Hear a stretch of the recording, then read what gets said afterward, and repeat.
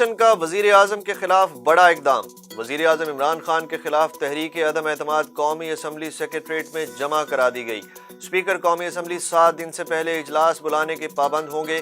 تحریک عدم اعتماد پر نون لیگ، پیپلز پارٹی، ANP سمیت 100 سے زائد اراکین کے دستخط ہیں۔ اپوزیشن نے قومی اسمبلی تحریک عدم اعتماد کامیاب بنانے کے لیے نمبرز پورے کرنے کا دعویٰ کر دیا۔ سابق صدر آصف علی زرداری نے کہا ہے کہ وقت آ گیا ہے کہ موجودہ وزیر اعظم کو نکال کر کسی شریف آدمی کو لائیں۔ آصف زرداری نے روات میں لانگ مارچ سے خطاب کرتے ہوئے کہا کہ دشمنوں اور پیار کرنے والے دوستوں کو بھی جانتے ہیں۔ دوسری جانب chairman peoples party Bilawal Bhutto Zardari نے لانگ مارچ کے شرکا سے خطاب کرتے ہوئے کہا کہ جیالوں کا لشکر ڈی چوک پہنچنے پر عوام کو خوشخبری دیں گے۔ وزیر اعظم عمران خان کو اپوزیشن کو 2 ٹوک پیغام، کہا حکومت کہیں نہیں جا رہی بلکہ مزید تگڑی ہو کر آئے گی۔ یہ اپوزیشن کی آخری واردات ہوگی، انہیں ایسی شکست دیں گے یہ 2028 تک نہیں اٹھ سکیں گے۔ ڈیجیٹل میڈیا کے صحافیوں سے گفتگو کرتے ہوئے انہوں نے کہا کہ فوج پاکستان کے ساتھ کھڑی ہے، کبھی ان چوروں کا ساتھ نہیں دے سکتی۔ غیر ملکی ہاتھ حکومت ختم کرنے کے پیچھے ہیں۔ علیم خان بطور وزیر اعلیٰ کسی صورت قابل قبول نہیں، عثمان بزدار کا قیادت کو پیغام۔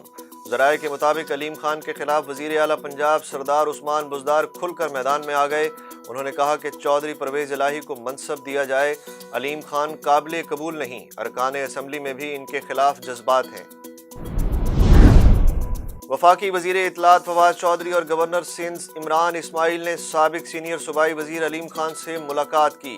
ملاقات میں علیم خان کو وزیر اعظم کا خصوصی پیغام پہنچایا گیا۔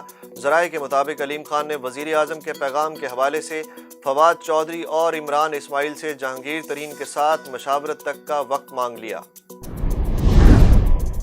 وزیر اعظم عمران خان کی ایک بار پھر وزیر اعلیٰ پنجاب سردار عثمان بزدار کی حمایت۔ ذرائع کے مطابق وزیر اعلیٰ پنجاب نے ملاقات میں اپنا استعفیٰ پیش کیا، لیکن وزیر اعظم نے ان کا استعفیٰ قبول نہیں کیا۔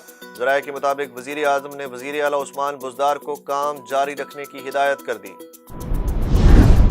ناراض ارکان عمران خان سے ملنے وزیر اعظم ہاؤس پہنچ گئے۔ ناراض ارکان میں غلام محمد، سمیع الحسن گینانی، افضل ڈھانڈلہ وزیر اعظم ہاؤس پہنچے۔ ناراض ارکان سے تحریک عدم اعتماد پر بات چیت۔ سبی میں جیل روڈ پر دھماکہ، 3 افراد جاں بحق ہو گئے۔ دھماکے کے 28 زخمی سبی ڈسٹرکٹ ہسپتال منتقل، بیشتر کی حالت تشویشناک۔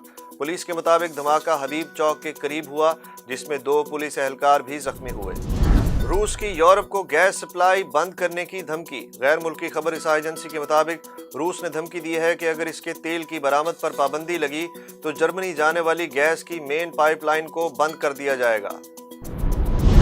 PIA کا طیارہ یوکرین میں پھنسے پاکستانیوں کو لینے پولینڈ پہنچ گیا۔ ترجمان PIA کے مطابق پرواز 300 سے زائد پاکستانیوں کو لے کر وطن واپس پہنچے گی۔